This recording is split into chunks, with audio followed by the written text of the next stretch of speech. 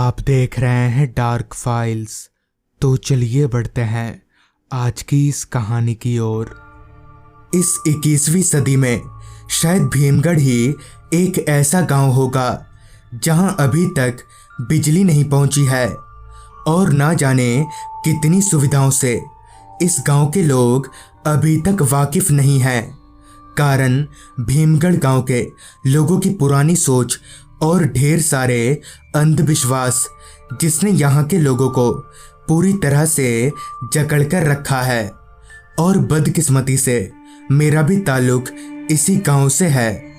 दरअसल इस गांव में मेरी नानी का घर है।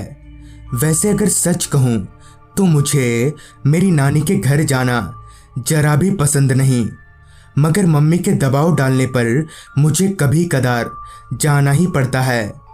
खैर, बात आज से करीबन 13 साल पहले की है।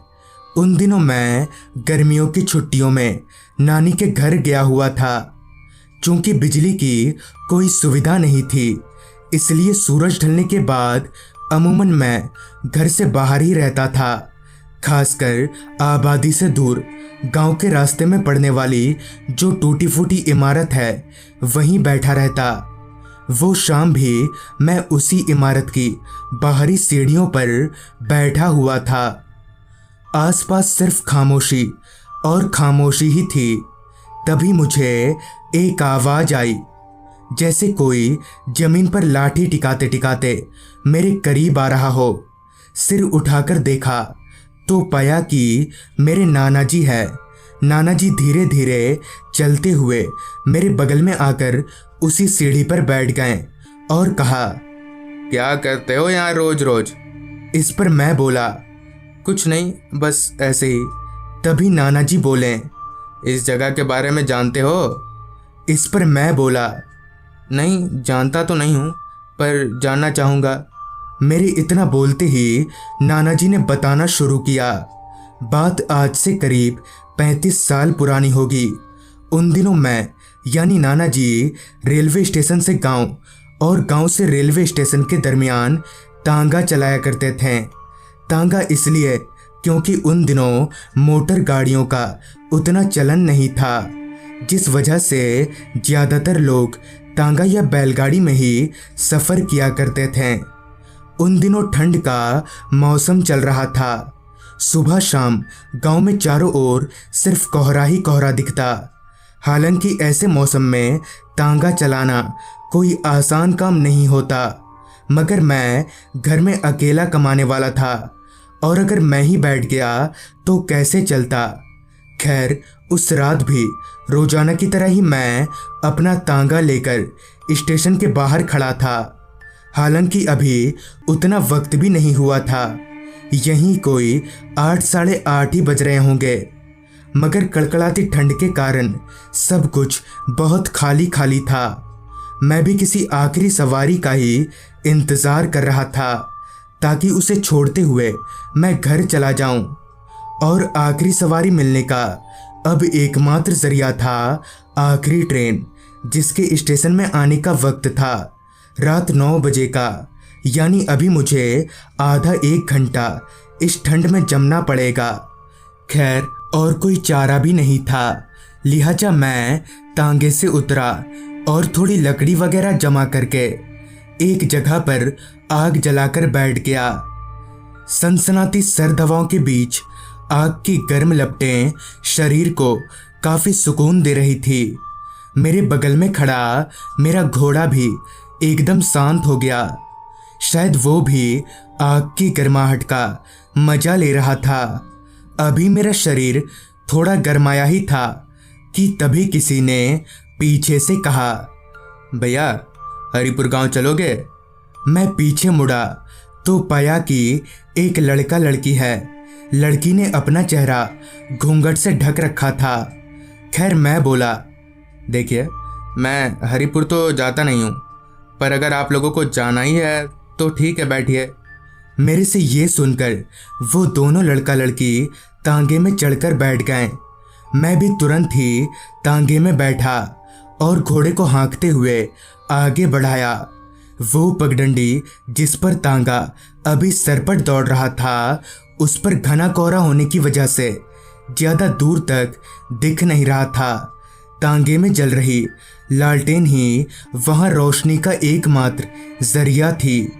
पीछे बैठे लड़का लड़की आपस में बातें कर रहे थे और मेरा ध्यान सिर्फ और सिर्फ रास्ते पर था। अभी मैं सामने देख ही रहा था, तभी मेरा तांगा इसी इमारत के बगल से गुजरने लगा, जो कि 35 साल पहले भी इसी तरह से टूटा फूटा ही था।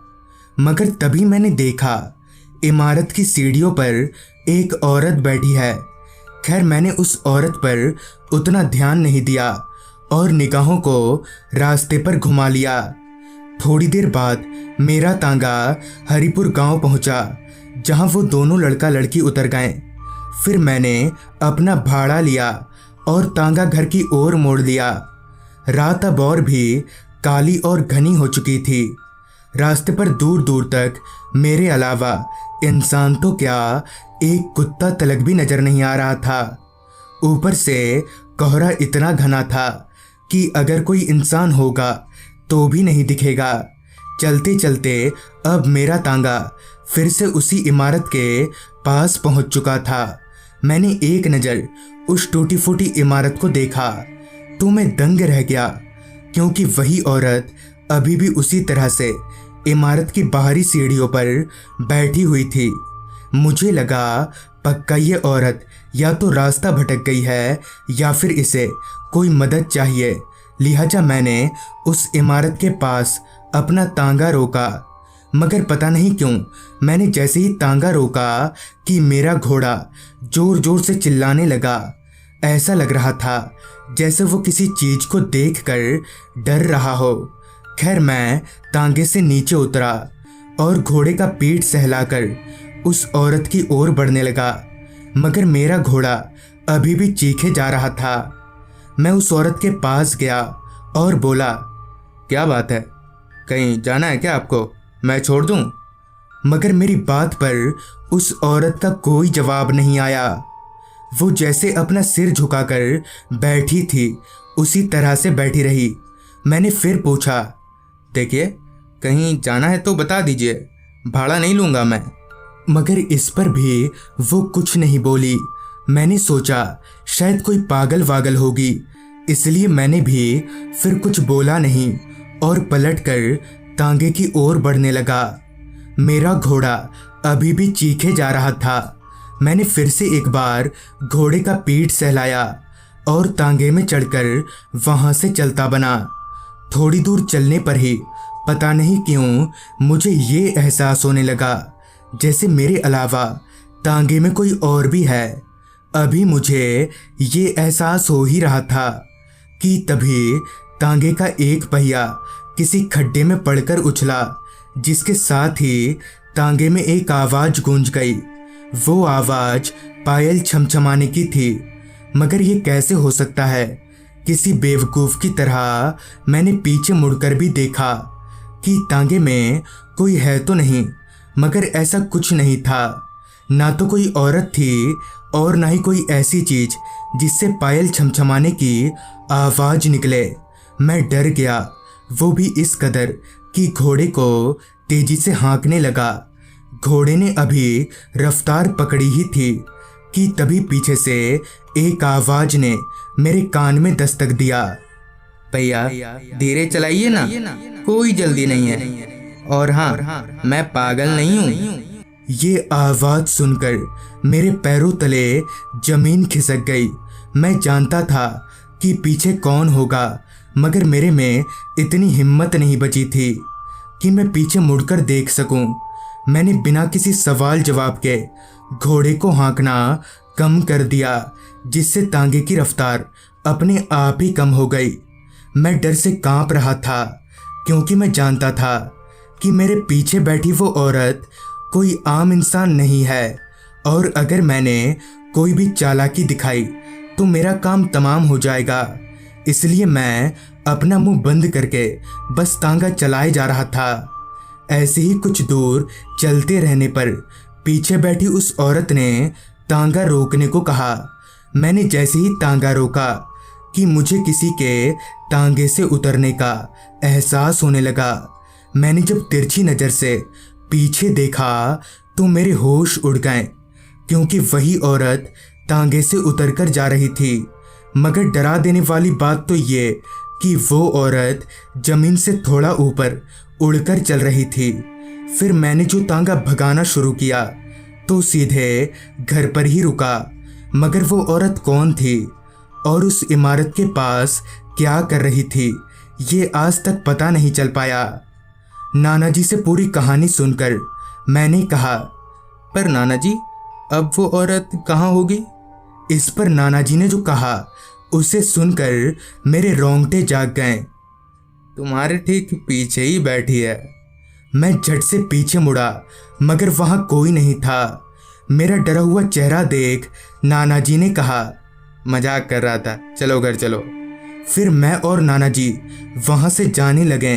मगर जाते जाते मैंने जब एक बार पीछे पलटकर उस इमारत की ओर देखा तो मुझे ऐसा लगा जैसे उन सीढ़ियों पर कोई बैठा हो। तो दोस्तों, ये थी आज की कहानी। अगर आपके पास भी ऐसी ही कोई कहानियां हैं तो हमारे साथ ज़रूर शेयर करें। तो मैं आर्यन जल्द ही मिलूँगा आपसे ऐसी ही एक कहानी के साथ।